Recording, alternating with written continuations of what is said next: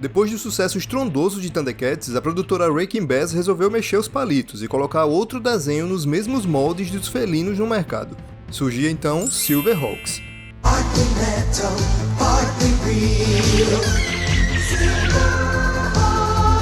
A história do desenho era relativamente simples. Um grupo de heróis, parte humano, parte máquinas, lutavam contra os vilões mais perigosos da galáxia de Limbo. Uma galáxia distante, pouco maior que nosso sistema solar. A equipe ficava sempre de prontidão, e como todo super-herói que se preze, eles tinham um quartel-general, o Ninho dos Falcões, que ficava lá, solto no espaço, em órbita, de olho nas ameaças.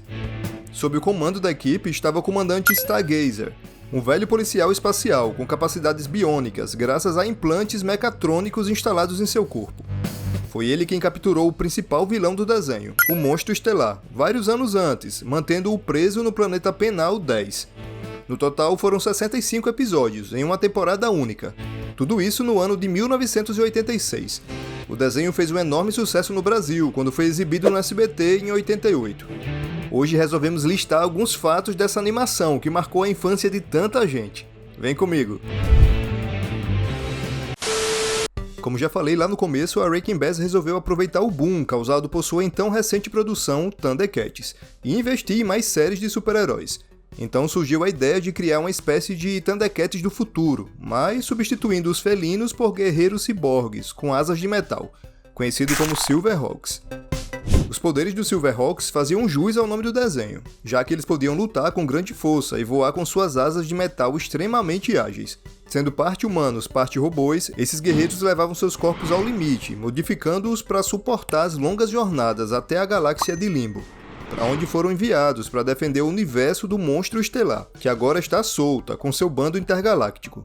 Lagartão, Serrível, Minotauro, Terremoto, Molecular, Trapaceiro, Da Pesada e a loucura musical da melodia. E por falar em Monstro Estelar, podemos dizer que ele pode ser considerado uma versão 2.0 do vilão de Thundercats, Mun-Ra, já que até a invocação de poder do monstrengo tem suas semelhanças com a ajudinha que Mun-Ra pedia aos antigos espíritos do mal, quando ele queria um reforço para lutar contra os Thundercats. Antigos espíritos do mal, transformem esta forma decadente em Mun-Ra! Já em Silverhawks, o Monstro Estelar toma para si o poder da galáxia Limbo ao recitar a frase: Luz estelar, conceda a minha grandeza, força e ameaça do Monstro Estelar. E para completar as semelhanças entre os vilões, o dublador do Monstro Estelar no Brasil era Silvio Narras, o mesmo dublador de Mun-Ra. Quando queremos alguma coisa bem feita, nós mesmos temos que fazê-la. Depois de ter prendido o Monstro Estelar anos atrás, o comandante Stargazer, agora fora de atividade, convoca uma equipe para dar cabo da fuga do monstrão. E assim surgem os Silverhawks, formado por Quicksilver, que na verdade é o Tenente Jonathan Kick, ex-chefe da Força Interplanetária H e líder de campo dos Silverhawks. O principal companheiro de Quicksilver é o Falcão Biônico. Além dele, também compõe o time o Coronel Bluegrass, que é um típico vaqueiro e o principal piloto do grupo, Steelheart e Steelwill, que são irmãos gêmeos e os únicos Silverhawks que tiveram seus verdadeiros corações orgânicos substituídos por próteses de aço durante a transformação. E eles auxiliam um ao outro por meio de telepatia em momentos de perigo.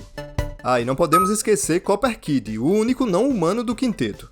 Um gênio matemático do planeta dos mímicos. Seu rosto é pintado de modo a lembrar um mímico, e já que não fala, se comunica através de assobios.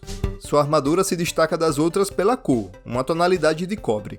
Outros Silverhawks surgiram no decorrer da série, como Hot Wig, um Silverhawk de pele negra e armadura dourada, que só foi adicionado no meio do desenho. E Condor, que era um antigo aliado do comandante Stargazer, que usava uma armadura avermelhada. A princípio, os criadores de Silverhawks não queriam lançar uma linha de brinquedos, enquanto o desenho era exibido na TV. Pois, como uma forma de quebrar a tradição em que todo desenho daquela época tinha que ter uma linha de brinquedos oficiais, eles tentaram impedir que isso acontecesse. Mas o esforço foi em vão, pois antes do final da primeira temporada, os fãs exigiam versões em brinquedos dos personagens, acabando assim com os planos dos criadores. A companhia de brinquedos Kenner acabou criando bonecos colecionáveis de Silverhawks, que depois se transformaram em uma extensa linha de outros produtos. Em 2020, a série Thundercats Roar tirou uma onda com o legado da Rankin Bass. pois vez ou outra mostrava os personagens assistindo Silverhawks e reclamando sobre o quão terrível e chato eles são. Wat maakt het ook uit? Deze serie is echt te erg verwoorden. Pois é, e esse é um dos motivos que fizeram com que Lion saísse em uma missão em busca de pilhas para o controle da TV, em um dos episódios da série. Será que Silverhawks é tão ruim assim?